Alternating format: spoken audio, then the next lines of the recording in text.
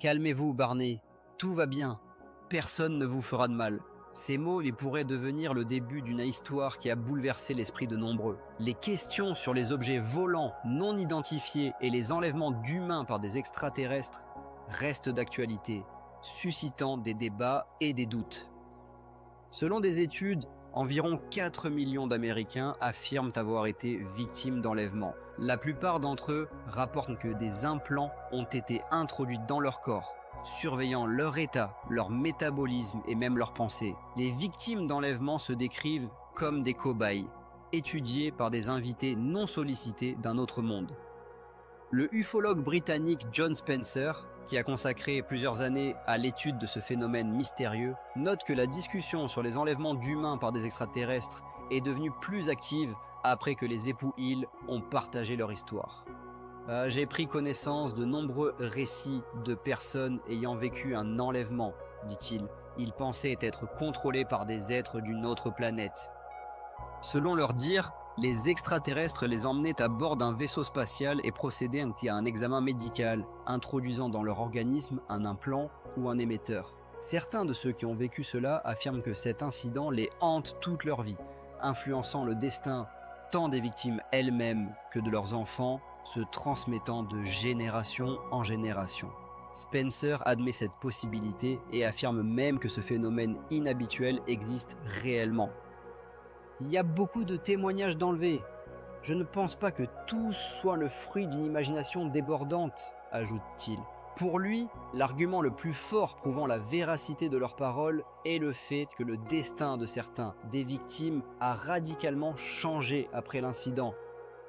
J'ai parlé à beaucoup de ceux qui pensaient avoir été enlevés par des extraterrestres. La vie de la plupart d'entre eux, soit environ 30 personnes, a effectivement subi de sérieux changements. Ils ont soudainement développé des talents artistiques. Certains sont devenus musiciens, d'autres se sont passionnés pour la sculpture sur bois, d'autres encore ont commencé à faire des films. Tout cela leur est arrivé après l'enlèvement, raconte-t-il. Les déclarations concernant les enlèvements d'humains par des extraterrestres ont commencé à apparaître depuis 1961 lorsque le premier cas de ce type a été enregistré. Les victimes affirmaient avoir été enlevées la nuit pendant leur sommeil par des êtres capables de traverser les murs et de se déplacer instantanément dans l'espace. Les ufologues considèrent que l'histoire de Barney et Betty Hill est une preuve indiscutable de ce phénomène. Tard dans la soirée de 1961, un couple de mariés rentrait par une route déserte le long des Monts Blancs. Ils décidèrent de quitter la route et réalisèrent bientôt qu'ils s'étaient perdus. Mon mari et moi revenions de Montréal. Nous avions entendu qu'un ouragan approchait et pour rentrer chez nous le plus vite possible, nous avons décidé de couper à travers, se souvient Betty. C'était la fin de l'automne et ils savaient qu'ils ne rencontreraient personne dans les montagnes. À Colebrook, ils prirent un Anka, se reposèrent un peu et reprirent la route. Nous avons regardé l'horloge, il était exactement 10 heures du soir, continue-t-elle. Betty travaillait dans les services sociaux, tandis que Barney était facteur et faisait partie d'une organisation américaine de défense des droits civiques. Ils avaient tous les deux environ 40 ans et aucun d'eux n'avait jamais eu de problèmes psychologiques auparavant. Pendant qu'ils circulaient sur la route de montagne, Betty remarqua un objet sphérique dans le ciel. Nous ne pouvions pas le quitter des yeux. Il devenait de plus en plus grand et lumineux. Au début, j'ai pensé que c'était une sorte de machine ou d'avion, raconte.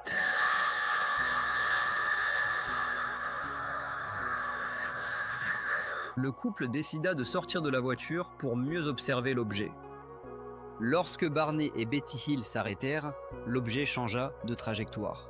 Autour de lui, des lumières multicolores s'allumèrent et il commença à s'approcher d'eux. Le couple continua à avancer, parcourant environ 45 km sans comprendre ce que c'était. Ils n'avaient jamais rencontré quelque chose de semblable auparavant. Betty baissa la vitre et agita la main, après quoi l'objet vola environ 1 km et se suspendit dans les airs. S'étant à nouveau arrêté, Barney sortit de la voiture, emportant des jumelles pour mieux observer la sphère lumineuse. En s'approchant, il remarqua que des personnes se tenaient près des fenêtres de ce vaisseau volant, l'observant. À ce moment-là, des panneaux, ressemblant à des nageoires, se levèrent sur les côtés du vaisseau, aux extrémités desquels brillaient des lumières rouges. L'engin commença à descendre, mais Barney ressentit une inquiétude troublante. Il avait l'impression que quelque chose n'allait pas et proposa à Betty de quitter cet endroit, craignant qu'il puisse être capturé. Les époux Hill désespéraient de retrouver leur chemin, mais ils aperçurent bientôt un panneau indiquant la ville de Concord, située à 25 km.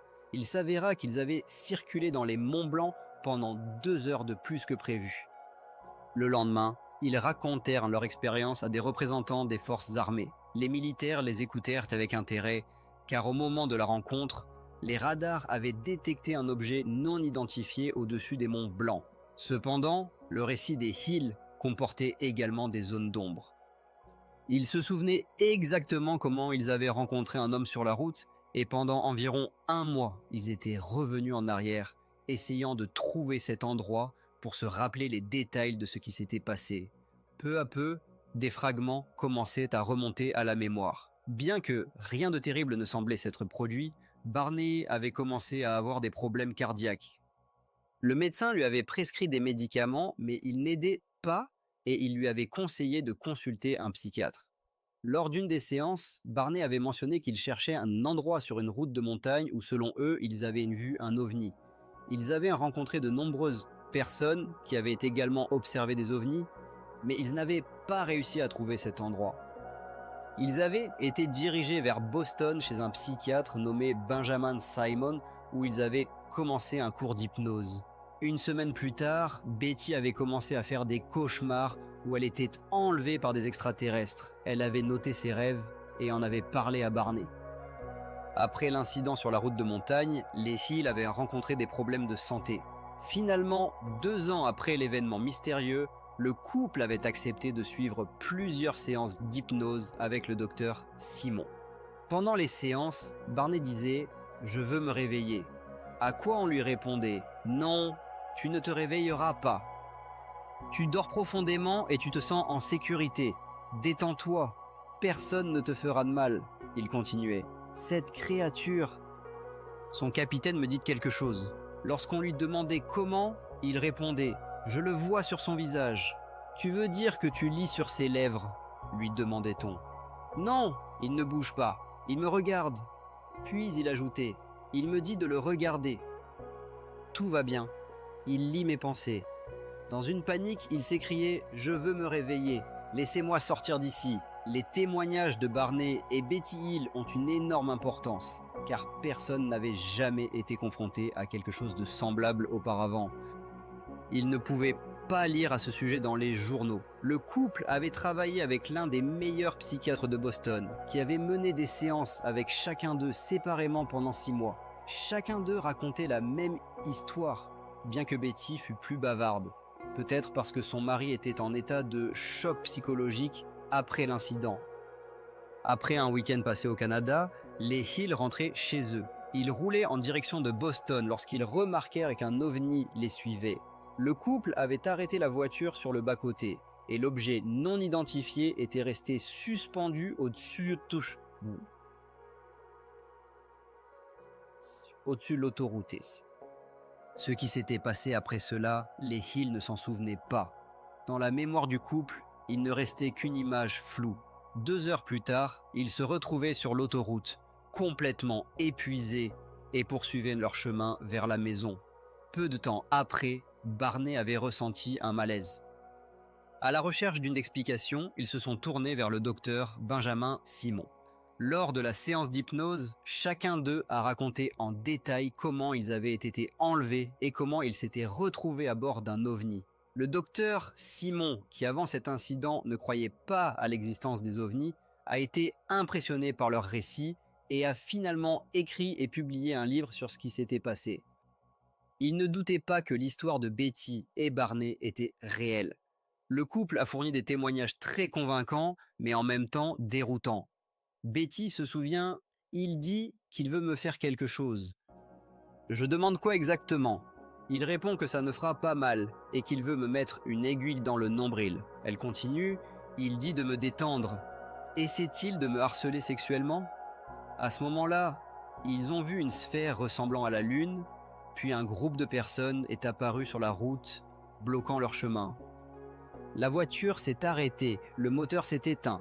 L'un d'eux s'est approché de la voiture et a fait comprendre qu'il voulait effectuer quelques tests pour déterminer en quoi il leur ressemblait et en quoi il différait. Betty et Barney ont ensuite surnommé l'une des créatures le gros bonhomme, et ceux qui effectuaient les tests, les experts.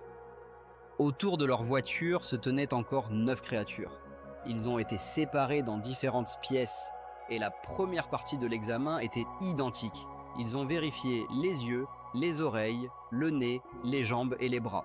Ensuite, ils ont dit qu'il fallait faire encore 2 tests. Un pour étudier le système nerveux et le second consistait à insérer une aiguille dans le nombril de Betty, qu'ils ont appelé le test de grossesse. Barney a également subi un examen similaire, mais il s'intéressait à la structure de son système reproducteur. Betty, réalisant qu'il n'était pas de cette planète, a demandé « D'où venez-vous » En réponse, on lui a montré une carte stellaire. Plus tard, ils sont sortis vers la voiture et ont observé comment le vaisseau des extraterrestres s'élevait dans les airs et disparaissait de la vue. En 1966, le journaliste américain John Fuller a publié le récit des Hill dans un livre intitulé « Voyage interrompu » qui est devenu un best-seller. Le récit contenait plusieurs détails qui ne laissaient aucun doute sur la véracité de leur histoire. Par exemple, Betty n'aurait pas pu inventer que des extraterrestres, lui avait été fait un test de grossesse en insérant une aiguille dans le nombril, car l'humanité n'avait inventé cette procédure que 10 ans plus tard. Lors d'une nouvelle séance d'hypnose, Betty a dessiné la carte stellaire qu'elle avait vue à bord de l'OVNI. Son schéma correspondait à celui qui a été découvert quelques années plus tard, lorsque la double étoile Zeta Reticuli a été identifiée. Mais ce qui est le plus intéressant, c'est que les époux ont pu raconter cette histoire uniquement sous hypnose. Sinon, ils ne se souvenaient pas de ce qui s'était passé. De plus, leur version était absolument similaire.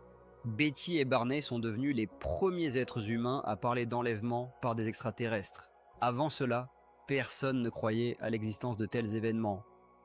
Il ne faut pas non plus oublier que l'étude de ce cas et la conduite des séances d'hypnose étaient menées par un scientifique psychologue qui était sceptique à l'égard de tout ce qui était lié aux ovnis. Cependant, même lui a été bouleversé par le récit des Hill. Il a compris qu'il avait devant lui des personnes sérieuses qui ne seraient probablement pas venues lui raconter des histoires inventées. Ils avaient clairement vécu un syndrome post-traumatique et le docteur n'avait aucun doute sur le fait que ce cas était tout à fait réel. Cela ne pouvait pas être un mythe. En 1979, le professeur de la chaire de psychologie de l'Université de Californie, Alvin Lawson, a mené une expérience intéressante. Il a sélectionné 8 étudiants qui n'avaient jamais été confrontés au phénomène des ovnis, et sous hypnose, il leur a demandé d'imaginer qu'ils étaient enlevés par des extraterrestres. Le professeur s'intéressait à la mesure dans laquelle leurs histoires inventées seraient similaires les unes aux autres. Dans son rapport, il était mentionné qu'une histoire ressemblait exactement au récit des époux Hill, y compris les détails sur les petits bonhommes et les tables blanches, ce qui confirmait leur expérience. Toutes les histoires d'enlèvement par des extraterrestres différaient radicalement. Elles contredisaient les faits connus sur le phénomène des enlèvements. Et de nombreux sujets ne pouvaient pas raconter clairement ce qui leur était arrivé. L'étude d'Alvin Lawson ne semblait pas convaincante, car les histoires fictives sur les ne pouvaient être similaires les unes aux autres. Cependant, d'un autre côté, les récits et des personnes ayant subi une hypnose avaient beaucoup en commun, et leurs détails semblaient plausibles. Le docteur Jean-Rocco Laurence, psychologue de l'Université de Concordia, s'est intéressé à l'histoire des enlèvements. Il a noté que la plupart de ces récits avaient été obtenus lors de séances d'hypnose. Son laboratoire se spécialisait dans l'étude des mécanismes de la mémoire, et il comprenait que l'hypnose pouvait devenir un outil dangereux entre les mains d'un psychologue. Laurence et son équipe ont décidé d'explorer, s'il était possible, grâce à l'hypnose, d'induire de faux souvenirs ou de manipuler ce qui était stocké dans la mémoire d'une personne. Ils ont étudié plusieurs cas inhabituels, et on conclut que pendant les cauchemars, les victimes d'enlèvement revivent à nouveau leurs expériences. Chaque année, des milliers de personnes rapportent qu'elles ont été enlevées par des extraterrestres pendant la nuit. Dans le cas des Hill, les détails de leur enlèvement sont devenus connus grâce aux séances d'hypnose. Cependant, il est important de se rappeler que l'hypnose a été utilisée pour obtenir des témoignages de personnes qui éprouvaient réellement des problèmes de mémoire. Certains scientifiques ont exprimé des doutes quant à la fiabilité de l'hypnose comme méthode d'obtention d'informations, affirmant que sous hypnose, les gens racontent ce qu'ils croient et non ce qui s'est réellement passé. Néanmoins, dans les témoignages des Hill, il y avait trop de coïncidences. Il est intéressant de noter que les époux n'avaient pas remarqué qu'ils étaient rentrés chez eux 2 heures plus tard. Ce fait a été découvert par l'enquêteur, qui les a aidés à prendre conscience de la perte de temps. Les Hill ont réagi sincèrement à ces paroles, disant « Mon Dieu, nous venons juste de réaliser que nous avons effectivement perdu 2 heures. » Ainsi, ils ont appris l'existence de cette perte de temps seulement 2 semaines après l'enlèvement. Il y avait une probabilité que les témoignages sous hypnose soient influencés par les informations fournies par les policiers. Les enquêteurs menaient une enquête et comparaient l'incident à d'autres cas similaires. À travers l'histoire des Hill, il est devenu clair qu'un enquêteur peut influencer inconsciemment les témoignages des témoins sous hypnose.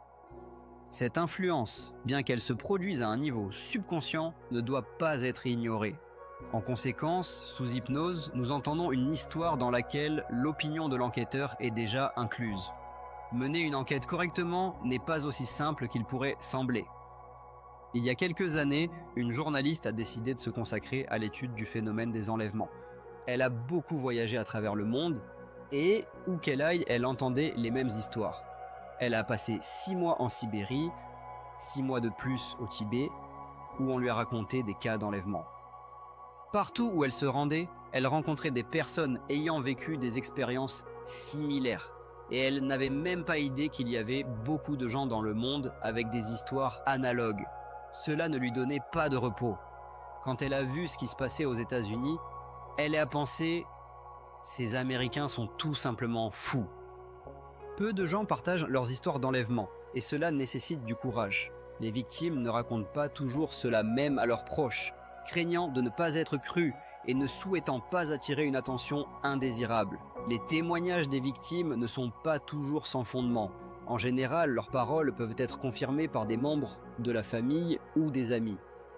Lorsqu'une personne est enlevée, elle ne peut physiquement pas être là où on s'attend à la voir.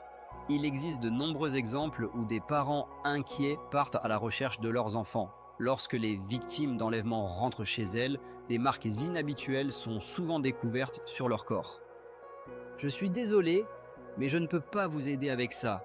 On parle même de fait de croisement entre des extraterrestres et des humains. Plus la chercheuse entendait parler de cela, plus elle voulait comprendre la question. Elle a mené une série d'études, mais n'a jamais rencontré de preuves d'interruption de grossesse.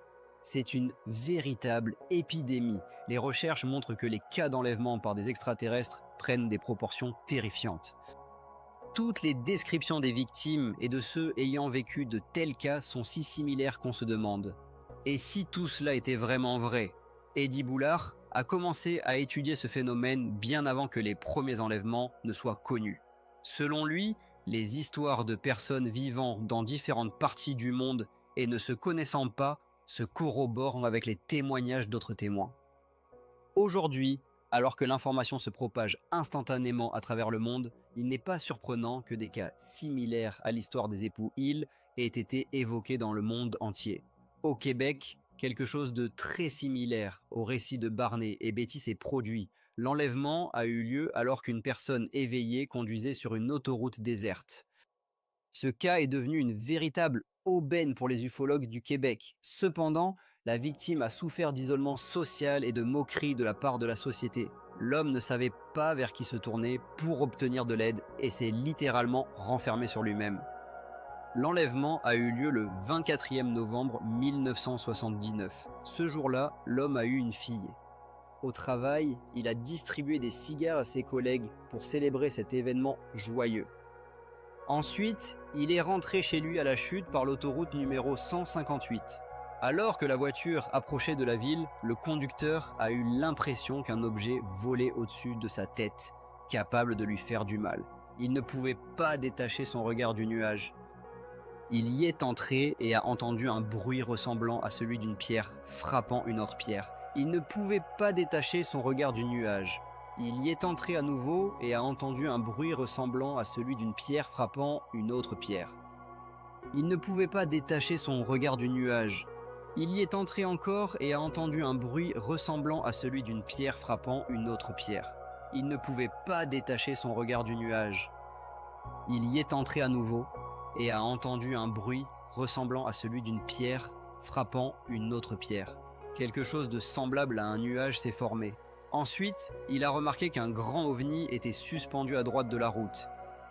L'homme ne pouvait pas détacher son regard du nuage.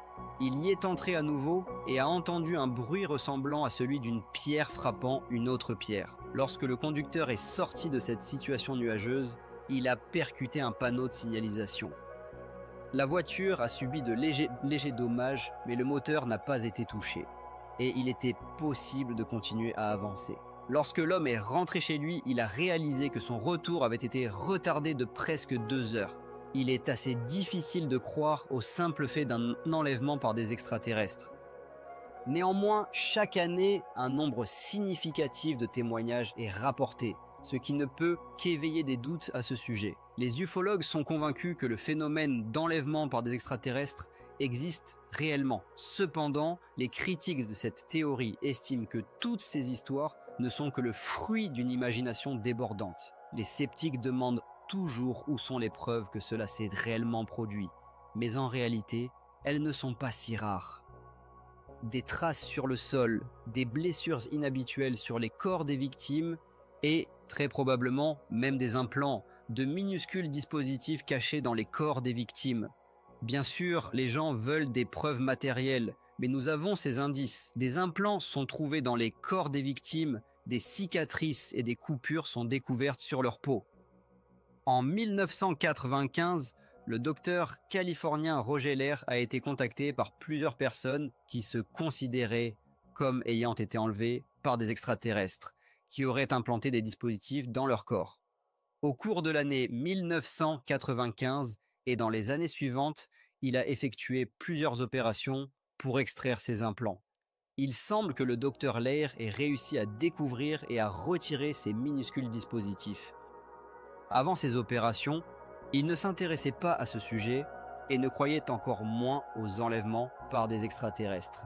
Cependant, son attitude envers ce phénomène mystérieux a radicalement changé, surtout après avoir pris connaissance des résultats des analyses des objets trouvés. Certains d'entre eux possédaient des propriétés étonnantes. À ce jour, il est connu que certains objets ont été extraits des corps de personnes affirmant avoir été enlevés par des extraterrestres. Lorsque les scientifiques ont étudié ces objets, ils ont conclu qu'ils avaient une origine extraterrestre. Ces données ont été enregistrées. Les implants ont d'abord été analysés par des spécialistes du laboratoire national de Los Alamos, puis ils ont été examinés dans un laboratoire du Nouveau-Mexique. Le grand public n'a pas été informé des résultats de ces recherches. Pour une raison inconnue, le Dr Leir a refusé une expertise indépendante des implants, ce qui a amené certains chercheurs à douter de l'origine des objets non découverts. Néanmoins, les résultats obtenus par Leir se sont révélés très intrigants. Après avoir analysé les objets trouvés, il a été établi que certains d'entre eux contenaient des substances avec des isotopes atypiques pour notre planète. Bien que les éléments chimiques soient souvent présents sur Terre, les particules extraites des corps humains possédaient une structure moléculaire inhabituelle. Des scientifiques d'un laboratoire au Nouveau-Mexique ont conclu que les objets trouvés dans les corps des victimes ressemblaient à des morceaux de météorites, qui, comme on le sait, ont une origine extraterrestre. Les implants dont il était question avaient une coque biologique solide, les protégeant des températures élevées. Ces objets étaient recouverts de terminaisons nerveuses, ce qui, apparemment, reliait l'implant à la système nerveux humain. Plus les chercheurs étudiaient ces dispositifs, plus ils les impressionnaient. Les sceptiques expriment des doutes, qualifiant certains de ces objets de pseudo-implants. Cependant, le docteur Liard a effectivement extrait de certains corps humains des objets dont l'étude a suscité de vives controverses. Certains d'entre eux peuvent effectivement être qualifiés de pseudo-implants, car parfois des éclats de verre ou d'autres particules connues étaient extraites des personnes. Mais certains objets ont intrigué les scientifiques. L'un des objets les plus incroyables était celui qui avait été extrait du corps de l'Américain Richard Price. Entre la première et la seconde analyse effectuée par le professeur Pritchard, la structure de l'objet avait changé. Au début, il était métallique, puis il est devenu semblable à une boule de fibres de coton. Cela a stupéfié les scientifiques et personne n'a pu expliquer pourquoi cet objet avait tant changé de structure entre les deux analyses. À ce jour, il reste flou de savoir à quoi servent ces mystérieux implants. Les chercheurs ne peuvent pas prouver leur fonctionnalité ou leur principe de fonctionnement. Lorsque des implants seront découverts dans le corps humain, il sera peut-être clair pourquoi ils y ont été implantés. Et alors, toute la théorie prendra sens. Cependant, jusqu'à présent, aucun émetteur extraterrestre, dont parlent certains ufologues, n'a été découvert. Les chercheurs, étudiant les enlèvements par des extraterrestres, doivent apprendre à distinguer les récits véridiques de ceux qui ont été créés par des personnes impressionnables sous l'influence d'une hystérie alimentée par les médias. Ils devraient sélectionner pour analyse des cas dans lesquels la victime de l'enlèvement n'a pas pu être influencée par des facteurs externes. Les ufologues estiment que les époux Hill ne pouvaient pas inventer leur histoire d'enlèvement, car leur cas est devenu le premier témoignage au monde. Cependant, durant les 2 années qui se sont écoulées entre l'incident dans les montagnes et la consultation du docteur Simon, Hill aurait pu tout à fait créer cette histoire pour justifier son amnésie temporaire.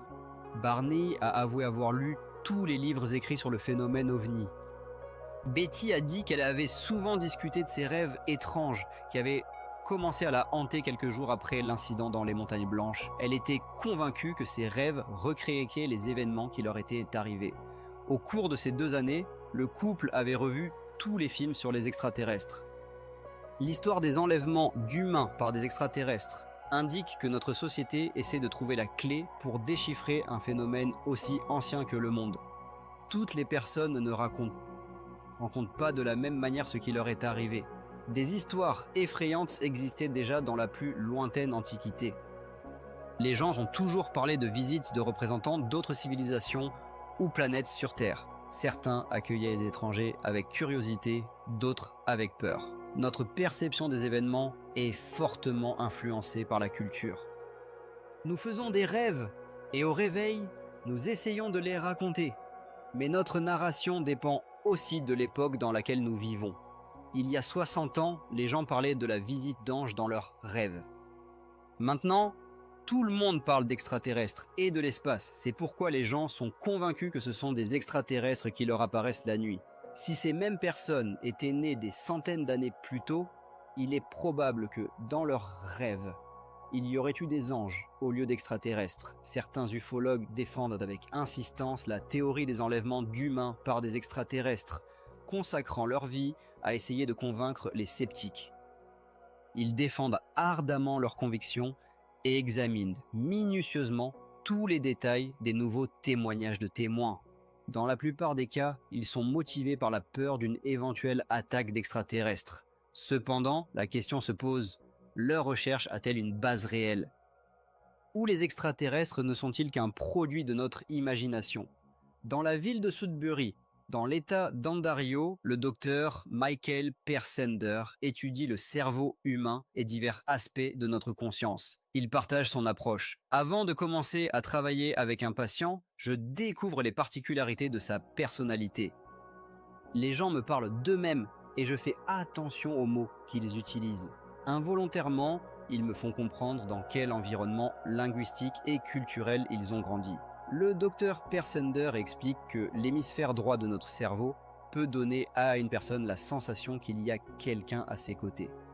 La stimulation de cette zone se produit pendant le sommeil et il n'y a rien d'inhabituel à cela. La nuit, nous faisons tous des rêves. Nous avons l'impression de nous observer de l'extérieur. Nous pouvons ressentir la présence d'un être, même lorsque nous sommes éveillés, dit-il.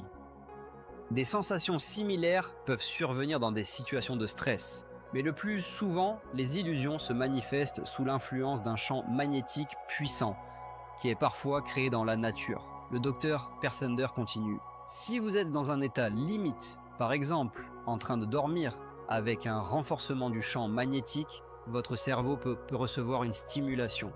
À 4 heures du matin, vous pouvez sentir que quelqu'un vous touche. Peut-être que cela est dû à l'activité géomagnétique de la Terre, où vous avez récemment ressenti une forte tension. Il note que les hémisphères droits s'activent, et les gens ont l'impression qu'il y a quelqu'un à leur côté qui les regarde. Ils peuvent se réveiller soudainement à cause de cette sensation, ajoute-t-il. Les hommes ressentent parfois une stimulation de l'anus, tandis que les femmes ressentent celle de l'utérus. Le cerveau a envoyé une impulsion dans une partie quelconque du corps. Vous l'avez ressenti à l'intérieur de vous, et non à l'extérieur. Il peut y avoir une sensation de flotter dans l'air, ou que quelqu'un vous touche. Au cours d'une expérience réalisée dans une pièce sans irritant sensoriel, le docteur Persender a demandé au sujet de porter un casque spécial qui modifie les ondes électromagnétiques du cerveau. Pendant l'expérience, certains participants ont ressenti la présence d'inconnus, et plusieurs personnes ont même vu des êtres étranges. Il est possible de créer artificiellement chez une personne la sensation qu'il y a quelqu'un à ses côtés, affirme-t-il. 80% des personnes que nous avons exposées à des champs électromagnétiques ont ressenti la présence d'un étranger dans la pièce. Le docteur Persender souligne que cela dépend également de ce que les gens s'attendent à voir ou à ressentir. Nous créons dans le laboratoire des conditions particulières. Quelque chose de similaire se produit dans les situations où les gens voient des ovnis ou ressentent la présence d'intrus. Les chercheurs se sont souvent rendus sur les lieux d'enlèvement, indiqués par ceux qui ont vécu cette expérience inhabituelle. Là, ils ont enregistré les fluctuations du champ magnétique qui n'est pas constant, mais qui s'affaiblit et réapparaît avec le temps. À l'aide d'un équipement hypersensible, nous enregistrons l'état du champ géomagnétique, puis nous numérisons l'enregistrement obtenu et envoyons un signal au cerveau de la personne qui affirme avoir vu des extraterrestres au même endroit où nous avons fait l'enregistrement, explique-t-il. Le docteur Persender note que 10 à 20% des personnes sont très sensibles au champ magnétique. En général, ce sont des personnes créatives, des musiciens, des écrivains, des personnes à la pensée flexible. Nous les considérons souvent un peu fous, car parfois des idées étranges leur viennent à l'esprit. Ces personnes sont si sensibles qu'en stimulant leur cerveau par le biais d'un changement de champ magnétique, elles ressentent la présence de quelqu'un. Il ajoute, 50 ans auparavant, ils auraient dit qu'un ange leur était apparu, il y a 100 ans, qu'un démon ne les laissait pas en paix. Maintenant, les démons ont cédé la place aux extraterrestres, car les perceptions des gens ont changé. L'histoire du phénomène des ovnis a commencé en 1947, mais 20 ans auparavant, les premiers livres sur ce phénomène étaient déjà apparus. Cela signifie que les lecteurs américains étaient déjà familiarisés avec l'idée d'objets volants en forme de disque et de pilotes de petite taille avec de grandes têtes qui enlèvent des gens. Ces thèmes étaient activement discutés dans les magazines de science-fiction américains. Par conséquent, il ne faut pas exclure la possibilité que toutes ces histoires puissent être basées sur des fictions. Nous vivons dans un monde où la culture de masse domine. Tant les Européens que les habitants du Canada subissent une influence significative de la culture de masse américaine. Il ne faut pas oublier qu'à partir des années 20 et 30, une multitude d'histoires sur les extraterrestres a inondé les gens. Et depuis les années 50, des films sur l'invasion des extraterrestres se sont ajoutés à cela. Les extraterrestres sont devenus des héros, même des dessins animés américains. Les gens entendent parler des extraterrestres de tous côtés. Et notre esprit est littéralement imprégné de cette idée. C'est pourquoi il est si difficile de distinguer une véritable enlèvement d'une fiction. Certaines personnes ont une imagination trop fertile. L'histoire de Barney et Betty Hill est devenue une partie de la culture de masse mondiale. Comme c'est souvent le cas, les gens croiront plutôt à une histoire incroyable qu'ils ne tenteront de comprendre les détails. Certains ufologues pensent que les Hill ont raconté une histoire vraie, en se référant au récit de Betty sur un test de grossesse qui a été inventé bien plus tard. Pour d'autres, le fait indiscutable est la carte stellaire dessinée par Madame Hill sous hypnose. Elle correspond à l'étoile double Zeta 1 et Zeta 2 dans le système stellaire Zeta Reticuli, qui a été découverte quelques années après l'incident dans les Montagnes Blanches. Cependant, en réalité, un tel test de grossesse a été effectué pour la première fois en 1882 et il a commencé à être pratiqué en Amérique depuis 1930. En ce qui concerne Zeta 1 et Zeta 2, l'astronome qui a découvert la nature double de Zeta Reticuli a, quelques années plus tard, changé d'avis, déclarant que Zeta n'était pas une étoile double. De plus, le récit de Betty répétait pratiquement mot pour mot le rêve dont elle a parlé quelques semaines après l'incident. Certaines personnes pensant à tort que les rêves sont des souvenirs subconscients. Il est indéniable que les témoignages des Hill contiennent des éléments qui confirment l'inhabituel de ce qui leur est arrivé. Par exemple, le fait qu'un objet étrange soit apparu à l'écran du radar ce jour-là, la robe de Betty se soit étrangement décolorée, et que les deux époux ne se souviennent pas de ce qui leur est arrivé.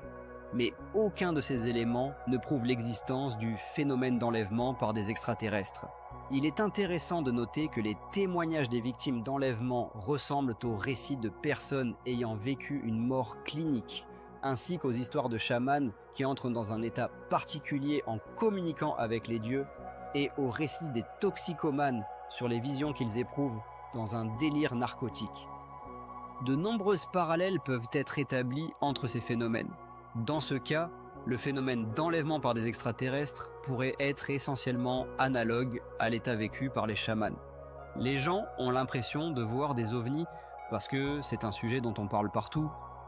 Le chaman voit ce qui correspond à la mythologie de son peuple. Notre mythologie, ce sont les extraterrestres et les soucoupes volantes. Je pense que les gens voient vraiment quelque chose, mais interprètent ce qu'ils voient à travers le prisme de la science-fiction. OVNI, faits et falsifications. Dans notre prochaine émission, Mekaram Shindarashi, nous continuerons à discuter du phénomène mystérieux des ovnis et tenterons de jeter un œil sur notre avenir. L'émission a été enregistrée dans les studios de Tutti Records à la demande du studio U7 TV, le mécanisme de l'univers. Comment l'univers est-il né? Est-il Odyssée cosmique, destin des astronautes, en surmontant l'espace et le temps, s'envoler à la vitesse de la lumière vers des galaxies lointaines. Se promener sur Mars, atterrir sur la Lune, rubrique Cosmos.